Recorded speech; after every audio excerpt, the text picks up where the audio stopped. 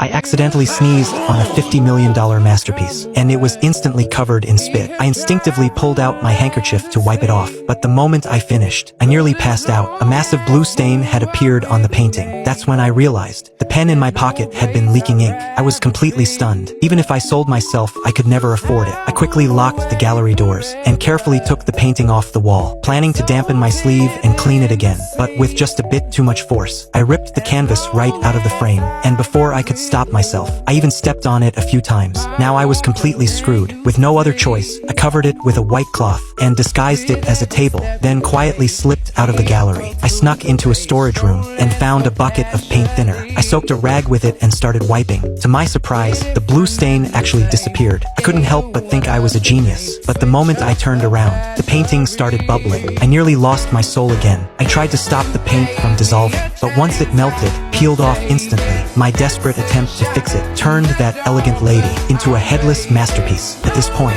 I had no choice but to bring it back. To avoid being caught, I blocked the door with a flower pot. But the next second, David, one of the staff, walked in from the side and immediately noticed the painting was gone. He stared at me in disbelief and demanded answers. I struggled to find the words and nervously held up the empty frame.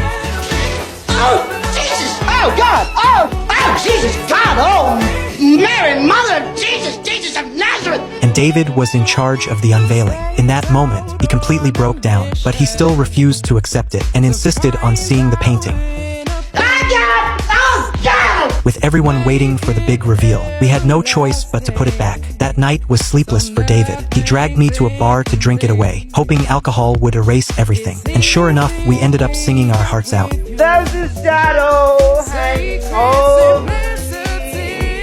But later that night, reality hit me, and I couldn't fall asleep. Then I learned from David's son. He had a poster of the painting, and suddenly I had an idea. After preparing laxatives, an iron, a hairdryer, and eggs, I snuck back into the gallery. First, I faked an emergency to distract the guard, then poured an entire bottle of laxatives into his drink. That dosage could take down a cow. Then I mixed up all the restroom keys. Sure enough, the guard started feeling it. While he left his post, I slipped inside and began the switch. By the time I finished everything, the guard was still desperately searching for the right key. The next day, the unveiling had begun. Media and elites filled the gallery, all waiting to witness the masterpiece. Welcome home.